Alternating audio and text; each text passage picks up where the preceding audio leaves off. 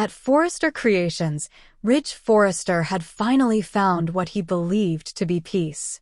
After years of turbulence between Brooke and Taylor, heartbreak, betrayal, and confusion, he had settled into a life that finally felt balanced. He had chosen Taylor as his oldest friend, his loyal confidant, the mother of his children. They had reconnected not through passion but through understanding, shared history, and a commitment to simplicity. It wasn't the volatile fire he'd shared with Brooke, but it was safe, stable, predictable, exactly what he needed. Or so he thought. But the past always has its own timeline. And Ridge's wasn't finished with him yet. It began with a name. One whispered in the halls of Forrester International in Paris, carried across oceans in private emails and encrypted messages. A name Ridge hadn't heard in almost 2 decades, Isabel Moreau. A name that once stirred longing and guilt in equal measure. Isabel had been a striking young model, the face of Forrester's spring campaign during a particularly chaotic year in Ridge's life. A time when his marriage with Brooke had crumbled yet again, and Taylor had retreated to her humanitarian work overseas. Paris had offered him an escape, and Isabel had offered him companionship. What he never knew or what he had let himself forget was what came after. Until now. A letter arrived at Ridge's office. No return address.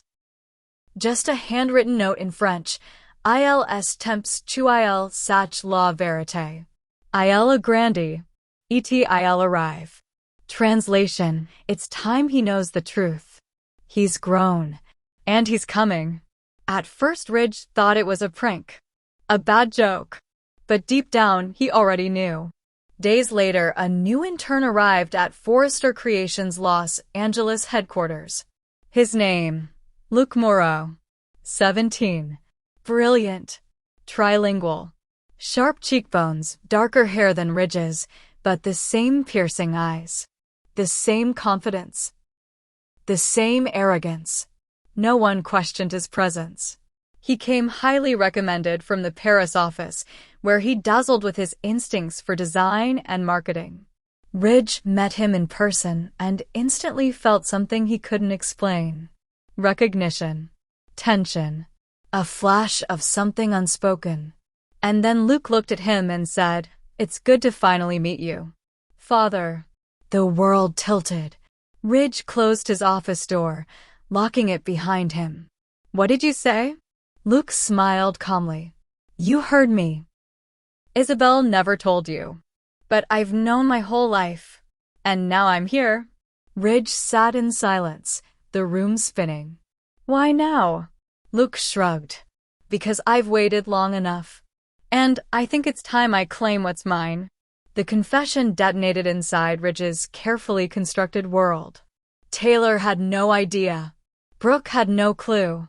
His children Thomas, Steffi, and RJ had grown up believing they were the only heirs to his legacy. Now a secret child knew, a young man had arrived, carrying not just a name, but a mission. Luc made quick work of ingratiating himself with the Forrester staff. He played polite, humble, eager to learn. But behind the scenes, he was calculating, watching every move, learning the company from the inside. He began spending time with Zend and RJ, positioning himself as a prodigy, a new visionary in the family business. He charmed the design team. He impressed investors. He spoke at staff meetings with poise beyond his years. And slowly, he started challenging Thomas's decisions. Subtly at first. Then openly. Thomas, already volatile and paranoid by nature, didn't take it well. He confronted Ridge privately. "Who is this kid, and why does he have so much access?" Ridge tried to downplay it. "He's just a rising star. We should mentor him." But Thomas wasn't convinced. "He's trying to push me out." He wasn't wrong. Luc began leaking anonymous feedback to the board, criticizing Thomas's latest designs as derivative and uninspired. He pitched his own line Noir by Luc, a bold, edgy concept that caught fire with the younger demographic. Sales reports began to shift. Online engagement favored Luke's vision. Ridge, torn between guilt and pride, started greenlighting Luke's initiatives, which only deepened the wedge between him and Thomas. Meanwhile, Steffi grew suspicious. She started digging. She tracked Luke's background, called contacts in Paris, and finally reached out to Isabelle Moreau. The phone call confirmed everything. Luke was Ridge's son, and Ridge had known for weeks. Furious, Steffi confronted her father. "You lied to all of us." Again. Ridge tried to explain. "I was going to tell you. I didn't know how." Steffi shook her head. "You always find a way to tell the truth when it serves you. But this time? You handed him the keys to the company and didn't even think to warn us." RJ, who had idolized Ridge, was crushed. "I thought I was your second chance. But you had another son the whole time." Brooke learned the truth next from Hope, who overheard RJ and Thomas arguing. She confronted Ridge in the main office. "How long did you think you could keep it from me? From us? This isn't just a business. This is our family. And you've torn it apart." Taylor was the last to know. Ridge came clean, expecting understanding. Instead, he found icy silence. "You told me you chose me because I made you feel safe," she said. "But the truth is, you just wanted to stop dealing with the chaos you created. You didn't pick stability, Ridge. You picked denial." She moved out that night. Luke, meanwhile, accelerated his plan. He staged a major media launch for his new line, using a loophole in the company charter to override Thomas's objections. The event was a success. His designs went viral. Forrester Creations stock spiked. Luke used the momentum to propose a restructure, one that would remove Ridge as CEO and place him as creative director. He pitched himself as the new face of the company, young, progressive, dynamic. The board didn't immediately reject him. In a secret meeting with Brooke, Luke laid his cards on the table. "Your children will always be Forrester royalty. But this company needs a future, not just a name. I'm not here to destroy the family. I'm here to rebuild it in my image." Brooke narrowed her eyes. "You're playing a dangerous game, Luke. You may have his blood, but you'll never be Eric. Or Ridge." Luke smiled. "I don't need to be. I'll be the one who outlasts them."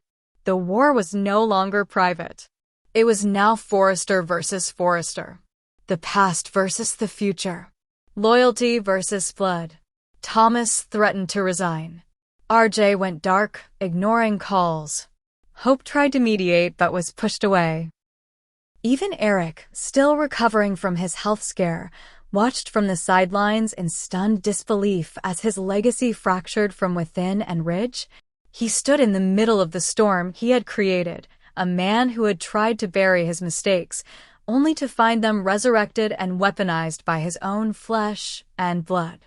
Luke wasn't a child looking for a father. He was an heir looking for a crown. And he wasn't going anywhere. The sun dipped low over the Los Angeles skyline as another day at Forrester Creations came to an end, but the weight in the air wasn't just from another round of design decisions or company drama. It was the silence that followed devastating news. The kind of stillness that only arrives when hope is slipping through fingers, moment by moment. Liam Spencer was dying, and everyone who loved him was grappling with that truth in their own way. For weeks now, the specter of Liam's terminal brain condition had loomed larger than life, crushing even the most optimistic expectations for a last-minute miracle.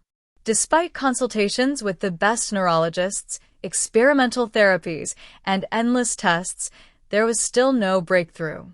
No reversal. No cure. Only time. And it was running out fast. Hope Logan had barely left his side. Since learning the full extent of Liam's illness, she had placed her own pain on hold and focused entirely on giving him comfort. She moved between his hospital bed and their home with robotic consistency, always managing a soft smile for his sake, hiding the grief that gnawed at her from within. It was hard to believe this was happening. Harder still to imagine life without him. But nothing was harder than hearing Liam begin to say goodbye. On one particularly quiet evening, after the nurses had dimmed the lights and the machines hummed softly in the background, Liam reached for Hope's hand. His grip was weaker than before, but his eyes still burned with a quiet fire. Hope turned to him, brushing his hair back gently from his forehead. "Do you need anything?" she asked softly. He didn't answer right away. His gaze settled on hers with a clarity that surprised her. Then, his voice raw and vulnerable broke through the silence. "You are the love of my life, Hope." 7 words. Words she had heard before in different moments, under different circumstances, but never like this. Never when there was no going back. Never when every second was borrowed time. Hope's breath caught in her throat. Her heart stopped. She clutched his hand tighter, eyes already welling with tears. "Liam," she whispered. "I know I've said it before," he continued, voice thin but steady. "But I need you to hear it, now. When it's the only truth that matters. I spent so long being torn, hurting you, hurting Steffi, hurting myself. I thought I had time to figure it all out. But I didn't.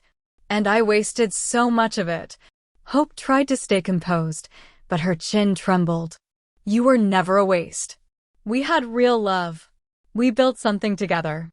I should have chosen you sooner. I should have never made you question what you meant to me. You've always been my home, Hope." Hope leaned closer, cradling his face in her hands.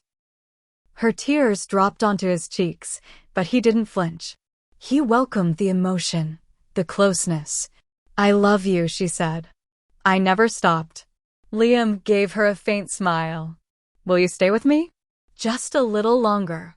She nodded, climbing gently onto the hospital bed, wrapping herself around him. She held him tightly, like if she just squeezed hard enough, she could keep his heart beating longer. He rested his head against her shoulder, their breathing synchronized, their hearts clinging to whatever moments remained. As the night dragged on, Hope remained in that position, even after Liam fell asleep. She stared out the window, watching the stars, remembering every kiss, every fight, every laugh. The life they shared may not have been perfect, but it was real. It was theirs. Elsewhere in Los Angeles, the news of Liam's worsening condition spread. Brooke wept quietly in her home, holding Beth and explaining that her daddy was very sick. Ridge and Steffi sat in silence, numb. Even Bill Spencer, who had always seemed indestructible, stood at the edge of Liam's hospital room the next morning, unable to walk in, unable to speak. He watched his son, pale and fragile, and for the first time in his life, Bill felt powerless. In the days that followed, Liam's health deteriorated rapidly. There were moments of lucidity, laughter even, but they were fleeting. Each morning brought less energy, more pain. The doctors offered only comfort care now. The family gathered. Wyatt flew in from New York. Steffi visited daily, quietly placing family photos beside his bed. Even Thomas, though still carrying complicated feelings, sat with him and told stories from their past. But no one stayed longer than Hope. She never left. Then came the night they all feared. Liam's vitals began to drop. The machines flickered. The nurses were calm but urgent. The doctors offered no encouragement. Hope was rushed back into the room as the alarms slowed, then stopped. A quiet hush settled over everything. Liam's eyes opened one last time. He looked at her. And with his final breath, he whispered again, "You are the love of my life." Hope crumbled over him as the flatline rang in the background. The funeral days later was quiet, private. Friends and family gathered beneath a gray sky. Bill delivered a eulogy with trembling hands. Steffi held Kelly. Wyatt placed a single white rose on the casket. But it was Hope's voice that lingered. She stood before the gathered crowd, hands shaking, eyes dry now, as if she had no more tears left. I always believed we had more time, she said. But I realize now we had enough time to know what love really is. And in the end, that's all Liam gave me. Love. Imperfect. Messy. Beautiful. In the weeks following Liam's death, life tried to return to normal. But nothing would ever be the same. Hope took a leave from Forrester Creations. Brooke and Ridge tried to hold the family together. Steffi poured herself into motherhood, and Bill threw himself into work, avoiding every emotion he couldn't control. But one night, Hope stood in Liam's closet, running her fingers over the shirts he would never wear again. She found a journal, a simple leather-bound book. Inside were letters. To Beth, to Steffi, to Wyatt, to her. In her letter, he wrote, "I don't know where I'm going. But if love follows, it's because you're carrying it. Don't stop loving. Not for me. Especially not for me. Find joy again. Find someone who will love you the way I couldn't always. And give them everything. Because you deserve everything." She closed the journal and held it to her heart. Outside, the stars shone. And somewhere in the silence, she imagined his voice, one last time. "You are the love of my life, Hope." And she would never forget it.